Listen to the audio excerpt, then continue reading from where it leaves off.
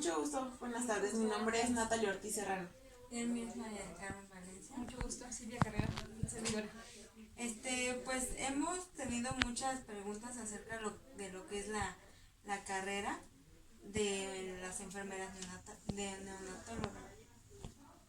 ¿Nos podría decir usted por qué decidió estudiar esta carrera? Bueno, básicamente desde la secundaria yo tenía la inquietud y como he comentado, la enfermería más que una profesión tiene que ser una vocación para el cuidado del paciente. Entonces desde los 15 años yo estaba segura que quería ser enfermera. A partir de ese entonces tomé la decisión de ser enfermera. Después obviamente con el tiempo y con las necesidades que requiere ser enfermera, yo decidí estudiar la especialidad en neonatología. ¿Y qué estudios necesitamos antes para llegar a estudiar esto?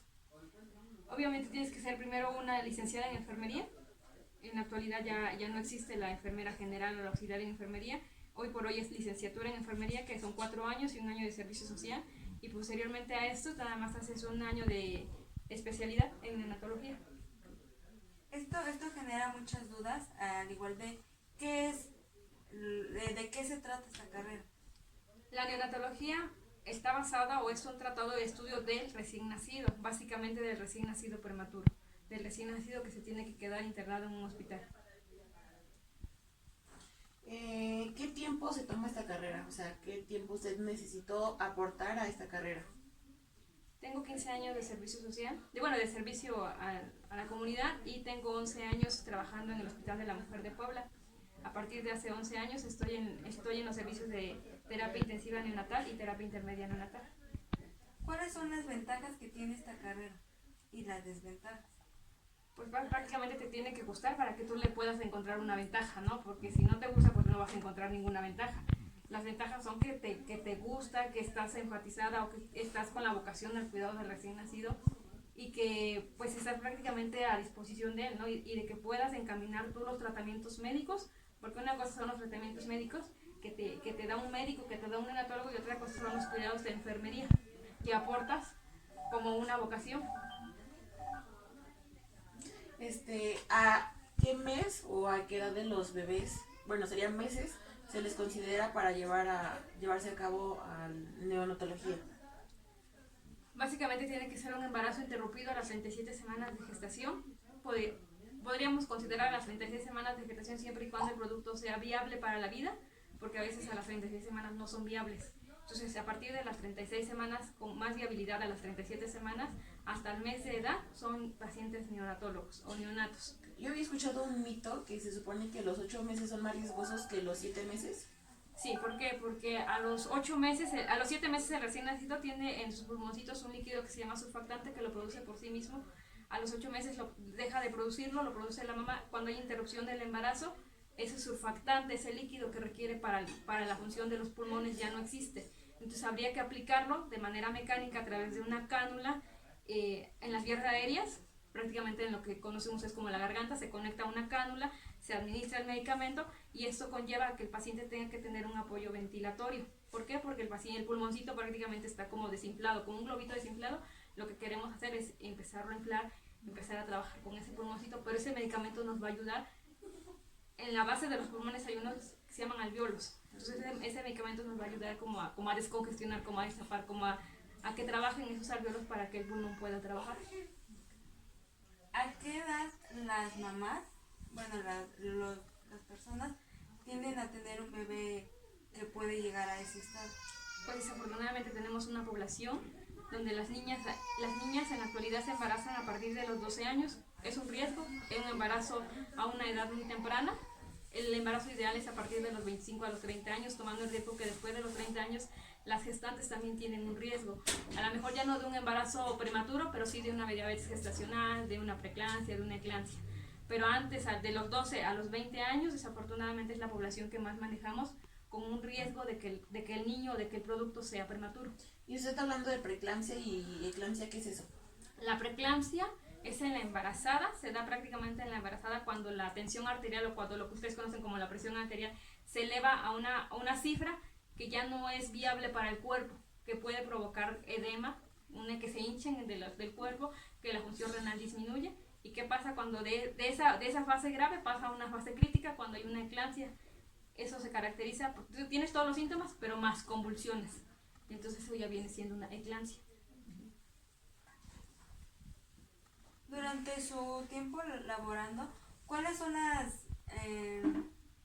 los casos más extremos que usted ha visto?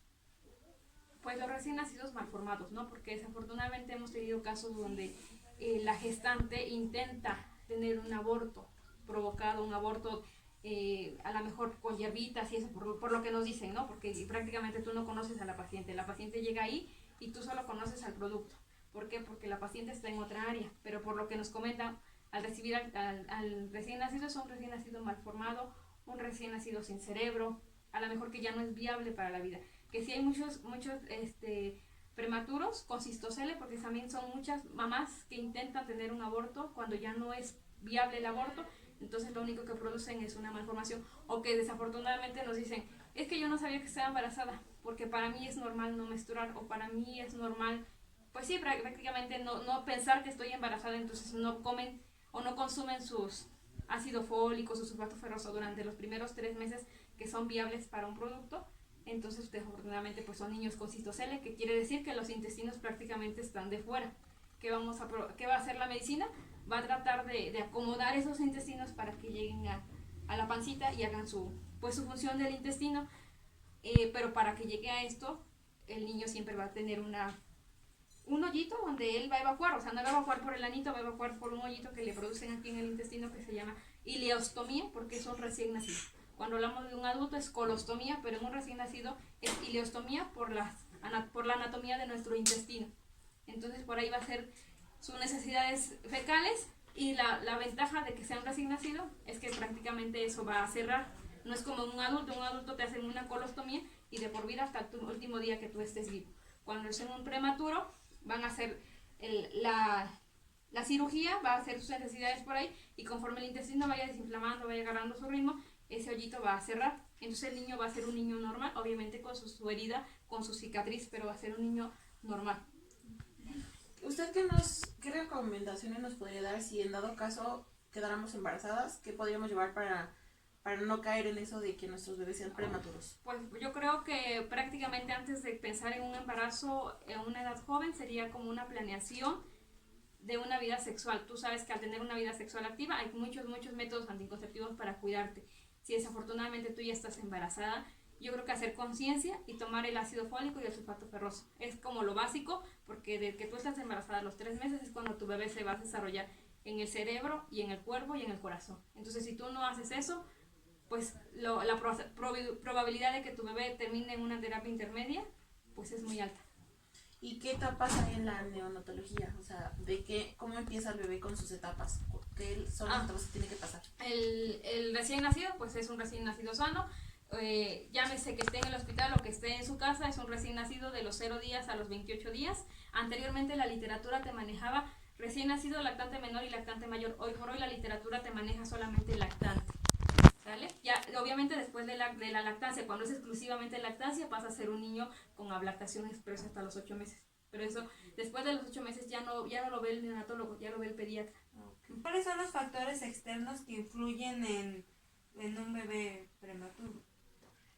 Factores externos para que haya una prematurez. Para que haya una prematurez. Pues la edad gestacional de la mamá básicamente, el cuidado durante el embarazo, y podría ser eso para pues no abarcar tanto la edad prematura de la mamá, que sea una mamá joven o que sea una mamá muy añosa. Añosa hablando de los 35 años a los 40, que desafortunadamente a veces a esa edad quieren gestar, o muy jóvenes a los 12, 15 años que empiezan su vida sexual activa. Una mamá que tiene alguna enfermedad de transmisión sexual o que consume alguna sustancia, ¿influye en un bebé? Sí, en una mamá con VIH positivo probablemente no influye en el desarrollo en el desarrollo del bebé, pero sí va a ser un bebé que, si los dos papás son con VIH positivo, va a ser un bebé que sea un bebé cero positivo y que se le tienen que dar retrovirales desde el momento en que nace. ¿Qué pasa cuando una mamá es adicta a alguna sustancia nociva? pues el bebé, si lo hace desde el momento de la gestación o del embarazo, pues obviamente el niño va a ser un recién nacido con adicciones, con síndrome de abstinencia. ¿Por qué? Porque está acostumbrado a cierta cantidad de droga. Entonces, cuando sale del vientre de la mamá, pues obviamente que no vamos administrando la misma cantidad. Pero sí son niños que hay que estar vigilando, porque sienten a tener un comportamiento muy diferente a que sea un recién nacido de una mamá normal o sana. En su tiempo laborando, ¿ha tenido casos de bebés que lleguen a ser adictos? Sí he tenido casos de recién nacidos con madres con adicciones, desafortunadamente al crack, a la piedra, a la marihuana, al alcohol, al cigarro, sí. Y son niños que sufren, que tenemos que tener vigilados, porque son niños que sufren de crisis de abstinencia, que pueden verse reflejados como tipo crisis convulsivas o irritabilidad extrema, donde es un niño que ya le diste de comer, entonces es un niño que ya lo bañaste, que tiene buena temperatura, que aparentemente está sano, pero sí está con periodos de irritabilidad así muy extremos, porque obviamente necesita esa dosis de droga que la mamá le suministraba a través del embarazo. Sí. Con la neonatología, ¿qué ramas de la medicina también abarcan con ella? Pues básicamente es un recién nacido prematuro que estamos entendiendo que es un niño que no llegó a término, que es un niño que requiere de un oftalmólogo, porque ellos tienden a hacer retinopatía del prematuro, que eso abarca una ceguera por la edad y por el tiempo que tienen de oxígeno. Una cardióloga, porque son niños que el corazoncito no se forma al 100% y tienen un soplo, bueno, lo que ustedes conocen como soplo, nosotros lo conocemos como PCA, ¿sale? Persistencia del conducto agudo, que ya tiene que ser una cirugía, por eso requeremos de la cardióloga para que haga una valoración estricta de qué niño tiene que ser cirugía o qué niño con medicamento puede cerrar ese soplo. Necesitamos de la endocrinóloga, porque son niños que tienden a tener hipotiroidismo. ¿Por qué? Porque las hormonas o las glándulas no están maduras al 100%. Necesitamos de un cirujano, porque son niños que requieren probablemente cirugía por una gastroquisis, por alguna otra malformación o por la PCA misma que te comenté. Necesitamos un cirujano, necesitamos la endocrinóloga, ya la comenté, y una genetista, porque son niños que a veces aparentemente la mamá y el papá son viables para gestar. ¿Por qué? Porque tienen edad, porque son sanos, pero aparentemente atrás de ellos o hay que buscar un gen que esté provocando que sean niños malformados o que sean niños con síndrome de Down. Ok, también me podría hablar sobre el cuidado de lactancia. O sea, qué es lo que necesita un bebé en su lactancia, porque si están en neonato, ¿cómo es que le administran la leche o qué es lo que toman? Bueno, ya que un recién nacido o un prematuro está preparado para recibir alimentación, y vamos a hablar de dos bases de alimentación. Hay una alimentación nutrición parenteral, que es suministrada a través de un catéter venoso que se incrusta en cualquier vena, que sea permeable y llega al corazón, y por ahí administramos una sustancia que se llama nutrición parenteral para mantener al recién nacido hidratado y con todos los electrolitos estables. Y la otra alimentación es alimentación enteral, que se proporciona ya sea por succión, cuando el recién nacido no los permite, o ya sea por una sonda orogástrica que es introducida a través de la boca, llega a la boca del estómago. ¿Y cómo se va a suministrar?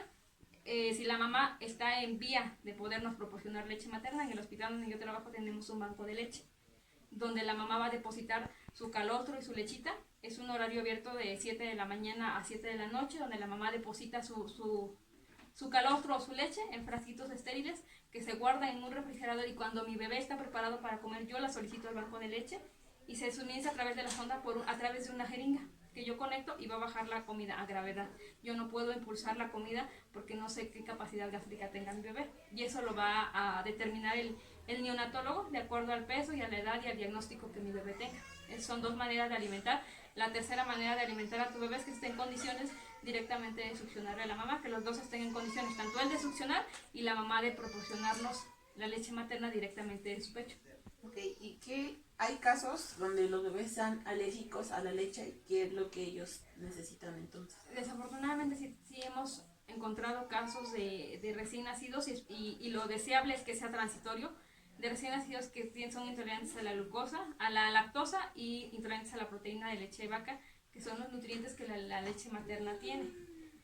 ¿Qué pasa con esos chaparritos? Que tenemos que darles una fórmula especial que se llama fórmula altamente hidrolizada, que prácticamente ya viene muy diluida, para que al intestino no le caiga así como que tenga que digerir todos los nutrientes, sino ya lo básico, y ya el bebé puede evacuar de manera fisiológica o normal. Lo ideal es que sea de una manera transitoria porque evidentemente la leche materna pues tiene todos los aportes y nutrientes que esa leche no logra tener, pero bueno, es mientras el bebé está en un tránsito de adaptarse a la leche materna. ¿Cuáles son los riesgos que tiene una mamá a la hora de dar a luz a un bebé prematuro? ¿Cuáles son los riesgos? Pues podría ser una mamá con preeclampsia, podría ser una mamá con eclampsia, podría ser una mamá con síndrome HELPI, podría ser una mamá o muy joven. Obviamente siempre y en toda patología o en toda complicación de tener un niño prematuro, pues siempre va a desencadenar en la muerte, ¿no? Ese podría ser el riesgo más grande, que la mamá no tolere o que el organismo no tolere esas complicaciones que provienen de un embarazo pretérmino o de un embarazo prematuro y puede venir la muerte.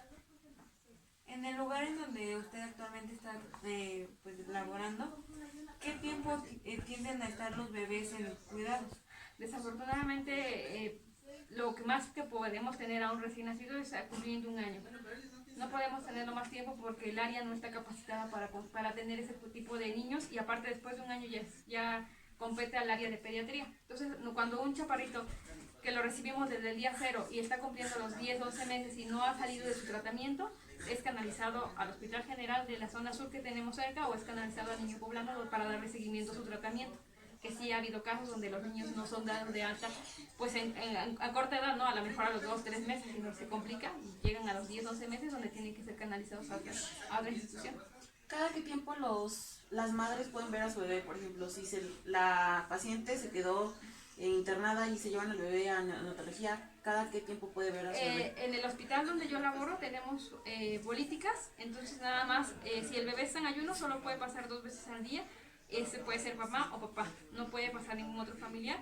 Si el bebé ya está dependiendo de la alimentación materna, entonces ahí sí es necesario, obligatorio que esté la mamá cada 3 horas para alimentar a su bebé. En el lugar en donde usted está, ¿cuántas enfermeras tienen de estar laborando? Donde yo laboro, en la terapia intensiva tenemos 16 niños con 8 enfermeras, obviamente te tocan 2 niños por enfermera. En las terapias intermedias tenemos una capacidad de 50 niños y cada enfermera le tocan dos niños, porque en las terapias intermedias te tocan de 2 a 3 niños dependiendo de la gravedad de estos. No más de 3 niños porque lo manejan las condiciones laborales con las que nosotros trabajamos.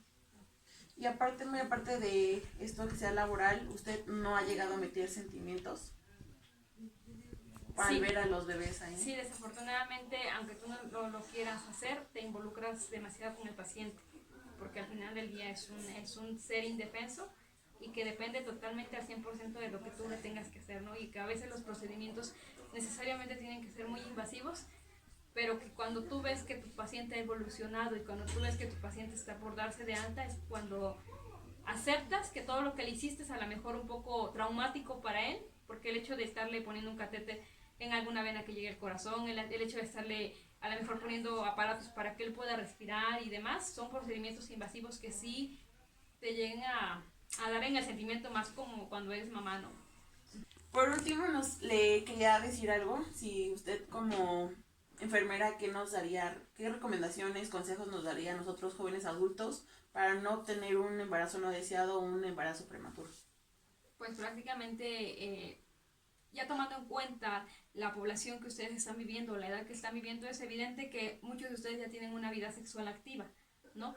Desafortunadamente no hay como una regla que a esta edad vas a empezar, ¿no? Al final del día es un ser humano pensante y tú tomas tus decisiones. Lo que sí yo creo que en la actualidad está muy de moda, los métodos anticonceptivos. O sea, es evidente que tú ya tienes oportunidades de tener información o de tener pronta accesibilidad a los métodos anticonceptivos, desde ir a un centro de salud que te den unos preservativos, desde que te den unas inyecciones, desde que a lo mejor tú como joven puedas solicitar un dispositivo que se coloca aquí en el brazo, que no necesariamente tienes que tener un embarazo previo para podértelo colocar.